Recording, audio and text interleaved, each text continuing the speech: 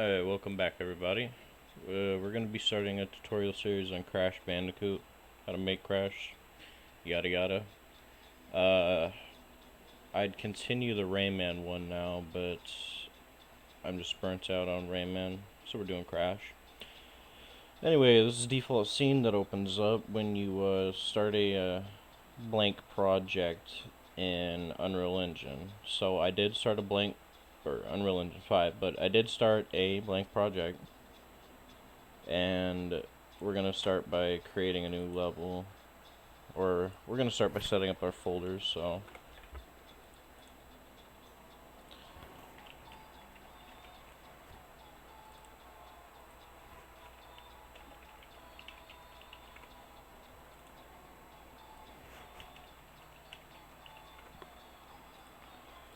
alright, we're going to start by setting up, or start blueprints by setting up some folders in here. So we're going to do player characters,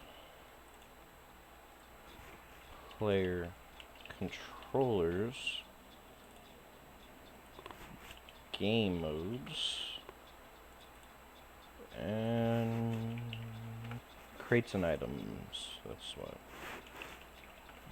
Alright. Inside of player characters, we're going to create a blueprint class of the character. We'll call this BP Crash. And inside of player controllers, we're going to create a player controller class. We're going to call it BP Crash Controller. And inside of game modes, we're going to create a game mode base named Crash Game, BP underscore Crash Game. Now let's open this up.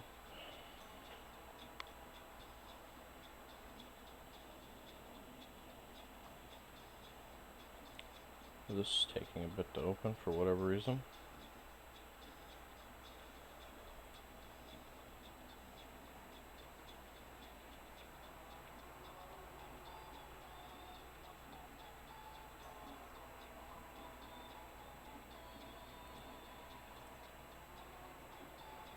There it is.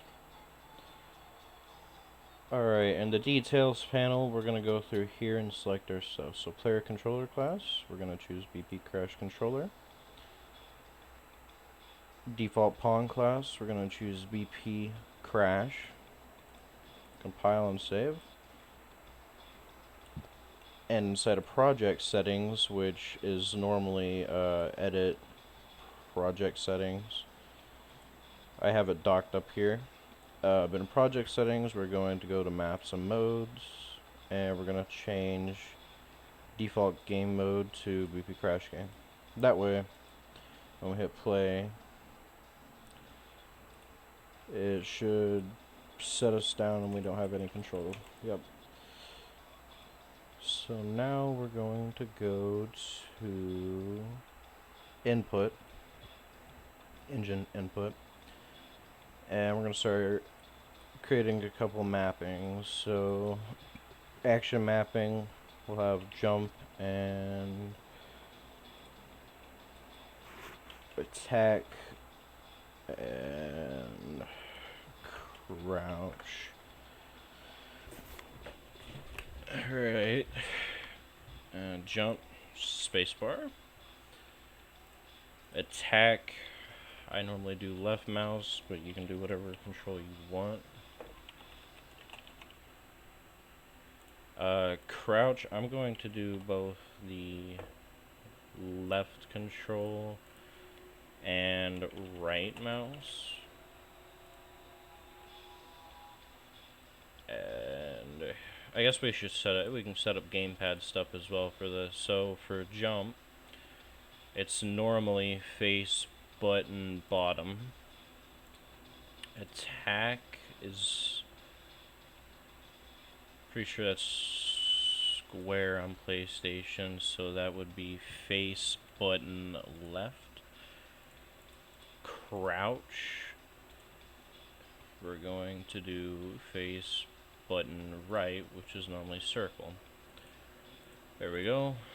We have jump, attack, and crouch. Now we got to set up our axis mappings, which we need 4. this will be vertical look, and this will be mouse Y and stick gamepad right thumbstick Y axis. This will be horizontal look, and this will be gamepad. Alright, let's start with mouse so it's neater looking. Alright, then we'll have right stick X axis. Yep. Alright, this will be forward movement. I like calling this forward and these forward and right movement because the positive value for, you know, this would be W, which is forward, and the positive value for right would be D on keyboard. Gamepad, it doesn't matter because it has negative and positive already set up. So we're going to start on forward movement. We're going to put W in, and then we're going to put the S in, and we're going to make S -1. Right movement, we're going to have D, and then we're going to have A, and that'll be the -1. Now, in here we want left stick, thumbstick, Y-axis, and this one we want the X-axis. Alright, now let's go into those player characters and get that out of the way. Alright, and I'm just gonna add a cylinder into here, and we're gonna call this test mesh, and we're gonna set its scale to like 2, no, we'll put it to like 1.8, and how about just 1 again, and then we'll do 1.3, there we go. And these will do sure, 0.65, maybe that'll look good. Yeah, that works. And we'll just drag that down. -20 might be it. Yep, -20. Alright, that's our test mesh, and now we can go ahead and click on capsule component so it's not attached to anything else, and we're going to add our spring arm, and that's good. Click on spring arm and add a camera there, and for the spring arm, set the target arm length something like 600, and in spring arm we want it to use control rotation, and we want to click on BP crash self, and we want to make sure controller rotation yaw is unchecked so he doesn't rotate towards your mouse movement. Side of character movement, go ahead and type rotation in, and you'll see this stuff. I'm gonna set the rotation rate a little bit higher, maybe like 650, and we want orient rotation to movement so he rotates towards the movement direction. And for testing cases, I'm gonna add a oh wait, there's already an arrow. Can we make that one visible? No, we can't make that visible, so we're just gonna add another arrow ourselves. Where's it at?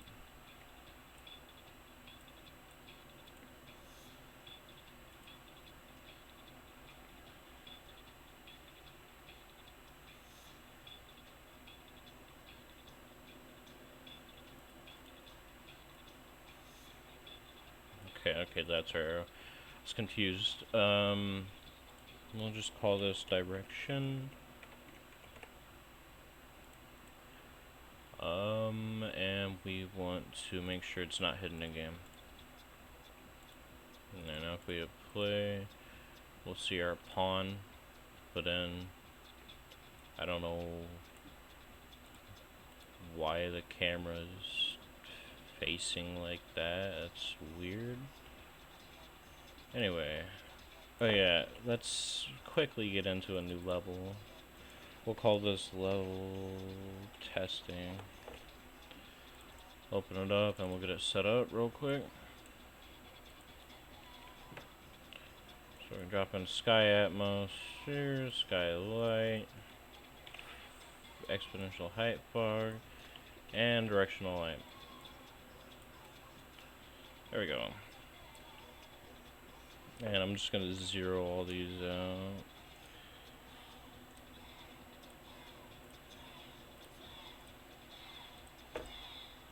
And we're going to go into geometry, add a cube in, zero it out, focus on it. And set it Z, yeah, Z can be 200, that's fine. We'll set this like 10,000. So it's quite large. And then we want to drop a player start in. And let's zero it out except for this. And there's our player pawn, which is slightly above the ground a little bit, so I'm just gonna bring it down just a tiny bit.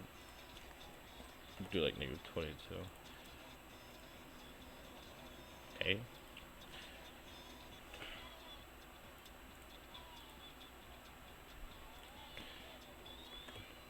Maybe -25. Yeah, that works. Okay. Side of event graph. We can just delete these. Don't need them right now. And we can do forward movement.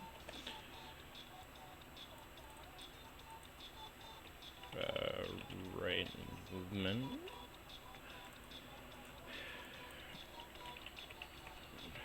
I don't know why I dragged that out so far. Add movement input. We'll do the same as here.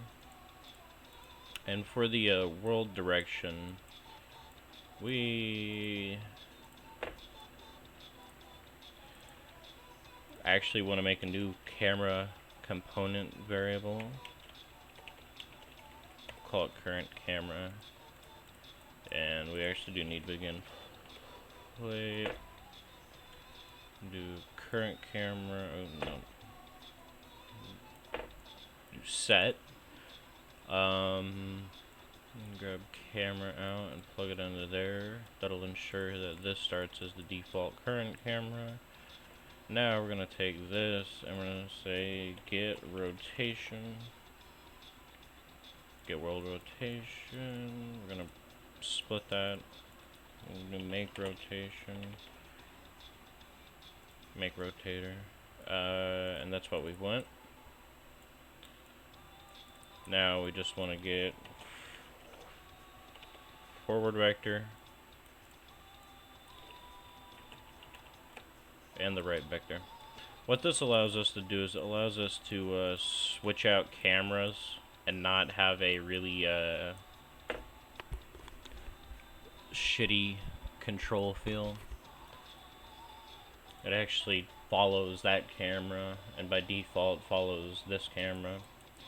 I'm going to highlight all of these and collapse them into a macro. And I'm going to rename this macro. I'm going to call it get camera relative direction. And in the return values, I'm going to call this one forward vector.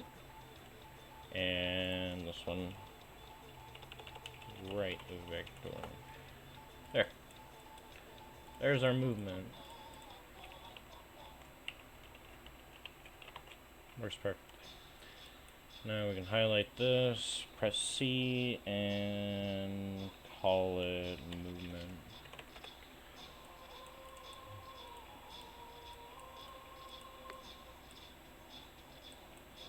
Now we're going to do horizontal look and pull it down here. And vertical look. And for this, we're gonna add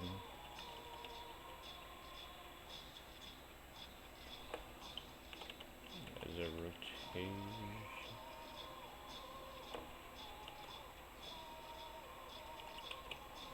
Add controller pitch input for vertical look. And for horizontal, we want, I think it's a yaw.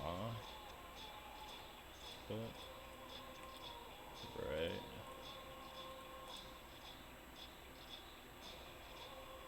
Yeah. We can move around now.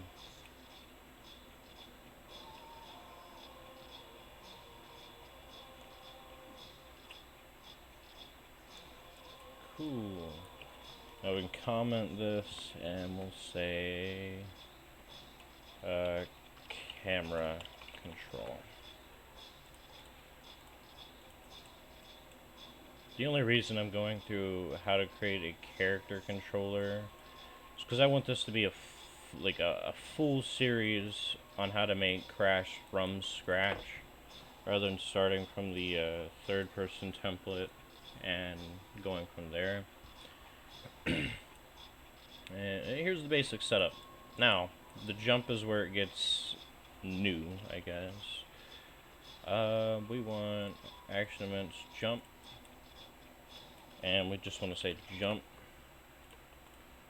We're going to go to character movement. We're going to set the gravity scale to like 3.4, just to give him more, and just make it feel better and less floaty. We'll set the jump velocity like something like 1250. Air control, full 1. Falling lateral friction, I don't know, something high. I don't know how the values work in that, but now, if you stop in air, he stops. You can fully control in air. Okay, now, I'm going to drag character movement, hold control, and replace it. I don't know if you need to hold control now. Let's see real quick. Okay, you don't, but holding control allows you to place a get out of like variables, and holding alt allows you to place a set. But for here, we're gonna type apex, and we're gonna do set notify apex, because for whatever reason you can't set it in here by default. But anyway, we're gonna notify apex, and we're gonna do we're gonna create a new event.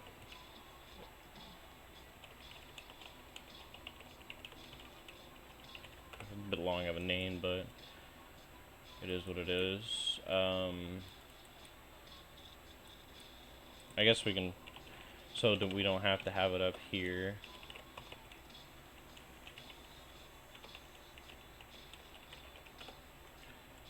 Since we'll probably have more events that bind to other events, we're just going to do that.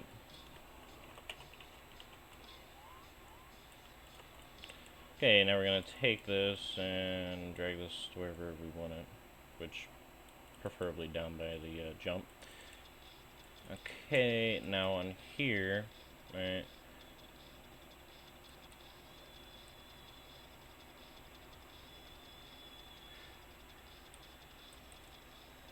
okay, let's just make another custom event.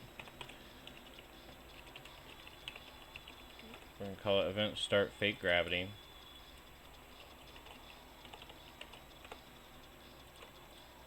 And in here we can probably, I don't know if we need to do this, but I'm going to anyway.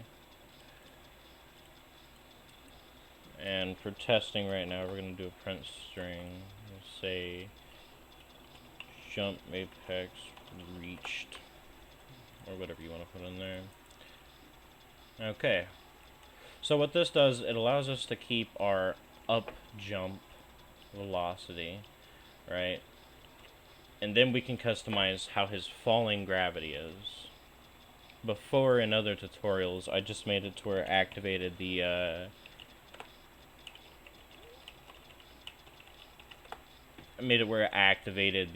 this instantly.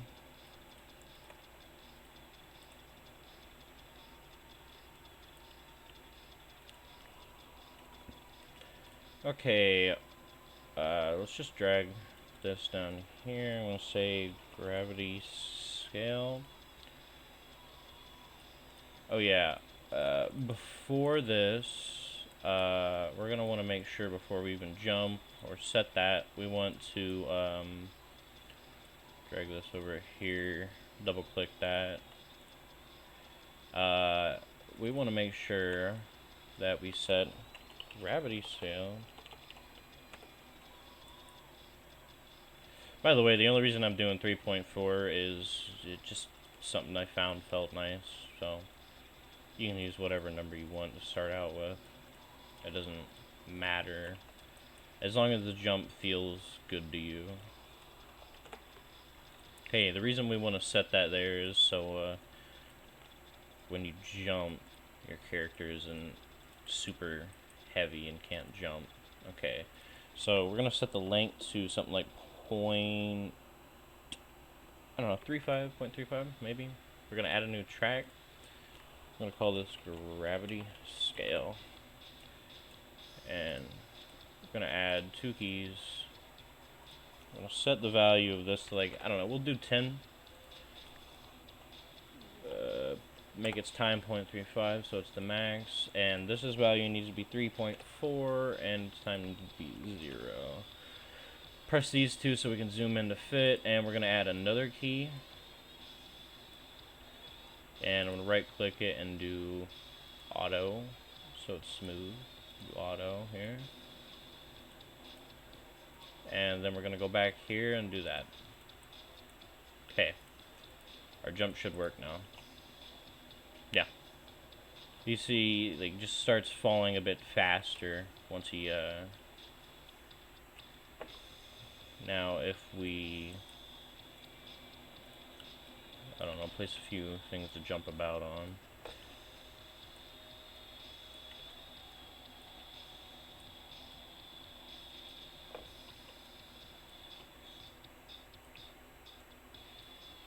So we can have like a higher up to like see the gravity work. Yeah, you see it like starts getting exponentially faster. Okay, now that we have that, we're gonna go back into here and we're gonna highlight all of this and call it jump. Now we're gonna add a few other things into here.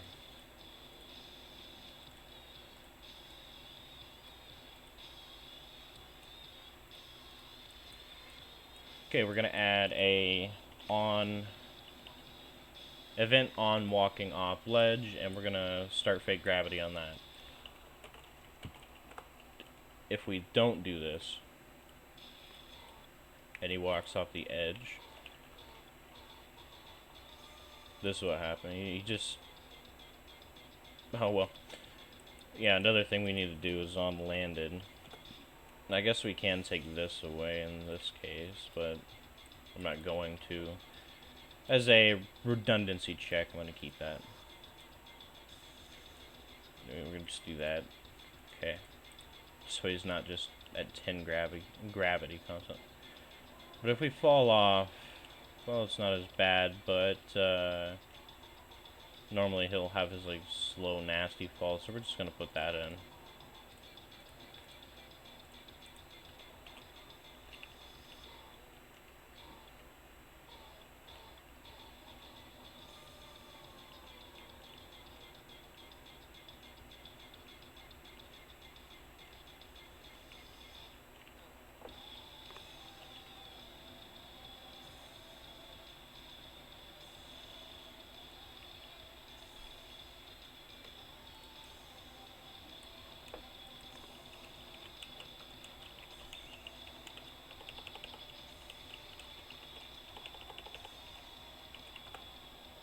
I'm going to create a new event here and stop because I noticed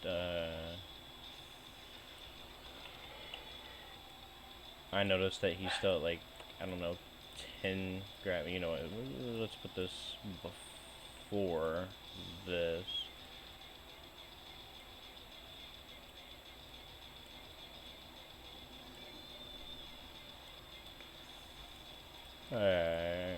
See if that fixes that little weird hop after you jump off of it. Yeah, Okay. We're also going to go over how to do coyote gravity. That means when you, like, walk up the edge, you have, like, a buffer to jump. Alright. Now.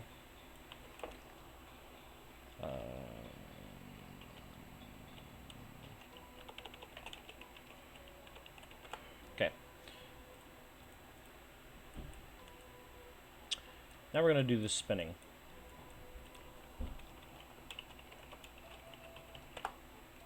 And I guess we're going to pull out the attack event. And we're going to do event attack.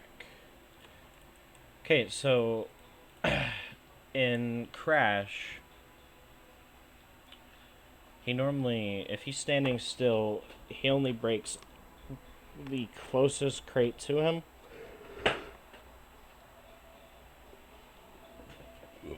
Which, I'm going to show how to do that as well. But if he is walking, he attacks the crates in a radius and breaks them all. So what we're going to do is we're going to do a velocity check. And get the length of it. I guess we can just get the full length. And we'll check if it's greater than... We'll give a little buffer of 10. Okay. Okay, so if it is greater... Yeah, let's do the false one first, actually. We're going to do multi-sphere trace by channel. So I was trying to do this by doing a single trace that doesn't get every object that it could have hit. But the issue with that is you had to have it be thin and at chest level, which made it have to be a box trace instead of a sphere trace. But that also made it where you couldn't break the crates below you, and it would have required more work to set that up. So we're going to do this. And we're going to add a chest level area of a sphere collision. And where it's at right now is perfect. Go back into lit. And we're just gonna do get world location start and end radius 120.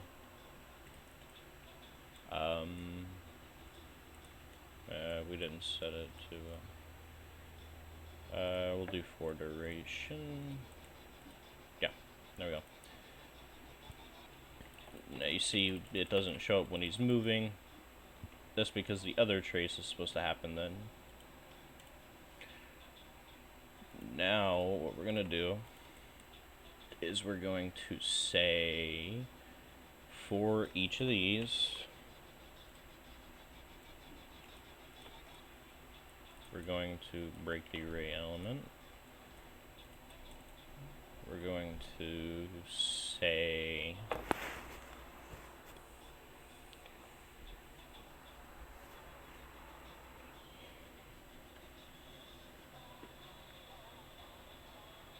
we're gonna add them to a. We'll just promote this variable and do it quicker. We're gonna add them to a list or array. I mean, array of hits actors, and we're gonna change this from single to an array. Okay. Wait, I set it to a set on accident. Okay. We're gonna drag this out, and we're gonna do add. And we're just gonna do that for every single one that gets hit.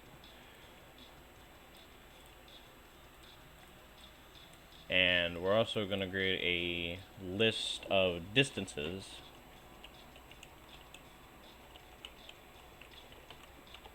which is going to be float, still an array, and we're going to do add as well. Now for this one, we're going to get the hit location, and we're going to do distance vector, plug this into V2, and we're going to get the location of chest level.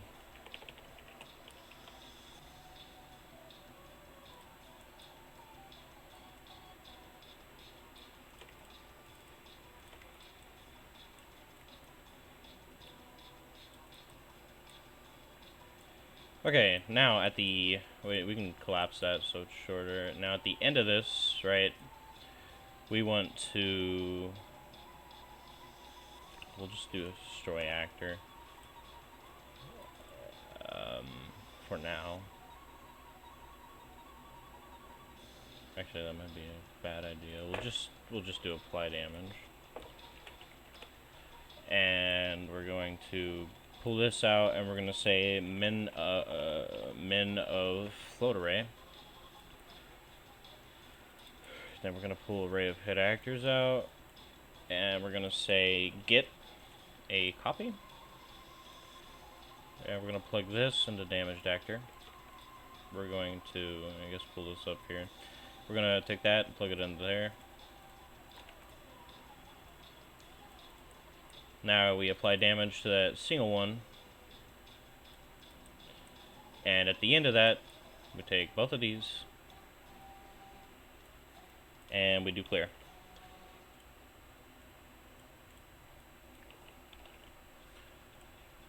Okay. Now, for testing, we're going to whip out, we're going to make a crate. We're going to do, it is a normal actor. We're going to call this BP crate master. And why is that still way out? Okay, we're going to do a box, no, cube. And we're going to compile that and put it into level real quick so we can see how big it is compared to Crash. And it's way too big, so we're going to pull out the details panel. We'll just set its scale to like 0.45. Let's see how that is. Yeah, that's about good.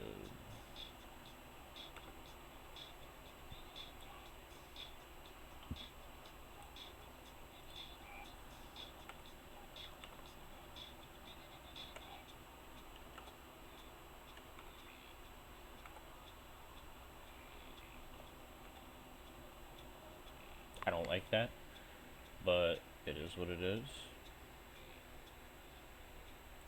Okay. And for the time being with this crate, because we're not doing it in this video, we're just going to damage received, any damage. Oh, so the damage actually gets applied. We need to go in here, do damage type, for the type of damage. I don't know how much it has to be, but we're doing that. And for this, we're going to do destroy actor. Okay.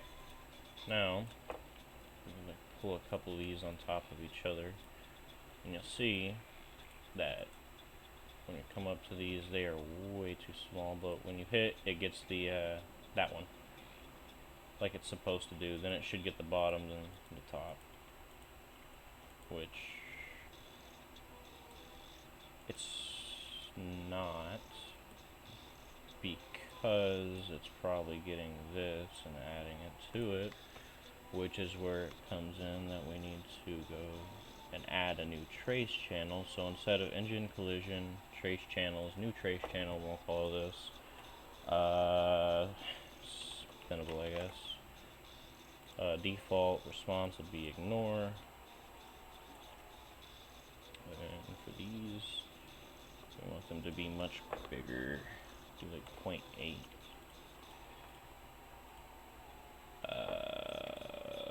Let's see how that is in relation to Crash. It's still too big. Point 5.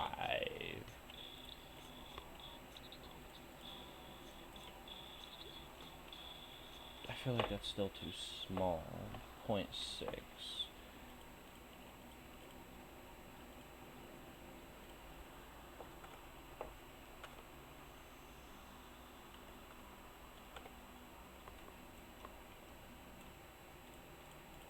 I feel like that's probably it. Yep, that works. Ooh, that lagged me. Anyway, let's go back and place our bigger crates in. And, you know, the middle gets hurt, that one gets hurt. Normally the crate would be falling down, which we will add gravity. Our own custom gravity to it, but that'll be in next episode. Let's set this up to custom collision, and we want to go to spinnable and hit block. Now in BP crash, we want to right click on this and do refresh. Where is it at? Refresh nodes, so we can choose the spinnable.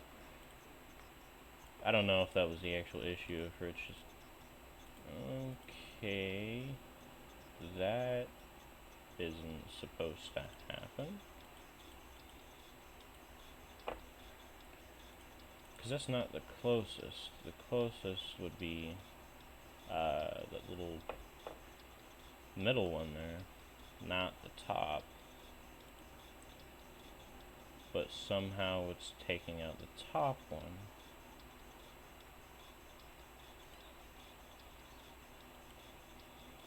I don't know, let's that's not what we needed to open. Let's go into here, that's not what we wanted to open. Player character, that's what we want.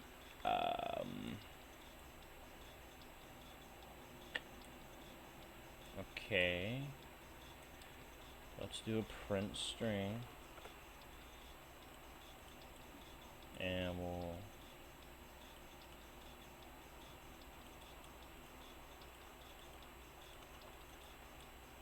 actually do a pinned,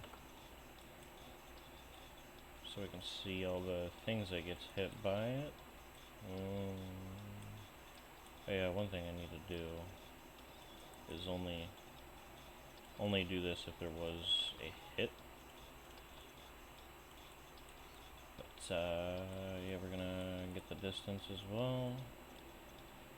We'll do like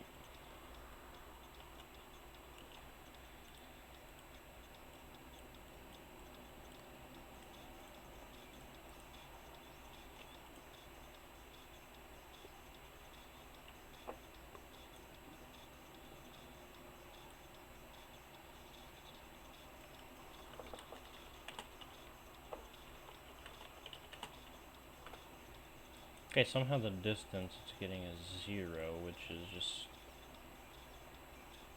not it. So we'll go ahead and see if that helps us. Yeah, but somehow, okay, what is it? This is 3, this is 2, this is 1, right? For whatever, somehow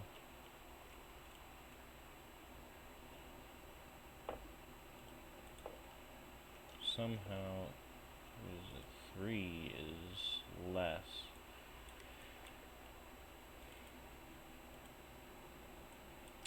Okay, how about we just do get actor location as V1. Let's see what happens then.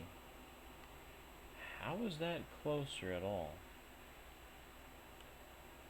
I'm not seeing it being the closer one. That doesn't make much sense at all.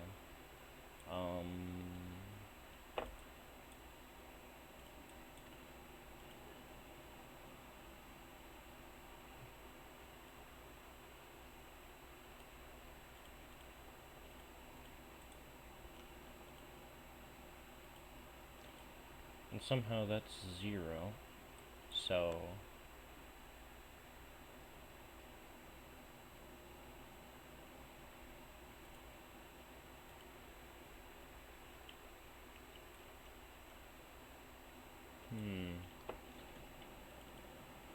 Okay, I had this working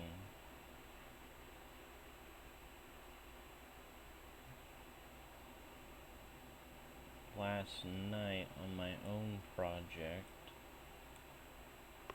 so I'm not sure what's going on with that,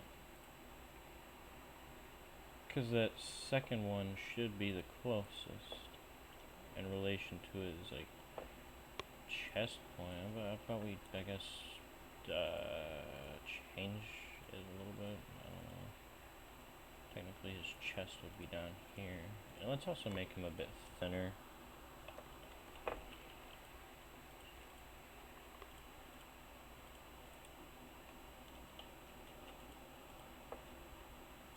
Okay. Let's go ahead and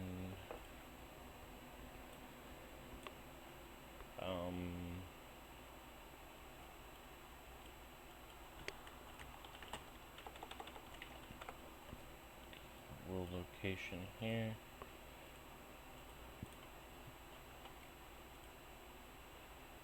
Okay. Okay. That works. Yeah, we just wanted to make sure that like stacks of boxes you could hit the center one. Or if you do jump, you should be able to like, well, not that that's gonna do anything, I guess. Yeah, let's actually, instead of vector length itself, let's do vector length XY, so it's just as like forward and right movement. So you can still do it when he's jumping. That way we can do like that. Yeah. Anyway, that's it for this episode. Next episode we'll go over actual crates and stuff, like that also means items, so fruit, lives, yeah, so we're going to be doing that next episode, which should release soon. Probably going to go on a marathon and recording these so I can get a whole series out. Anyway, thanks for watching. If you like the content and want to see more, please subscribe. That'll be it. See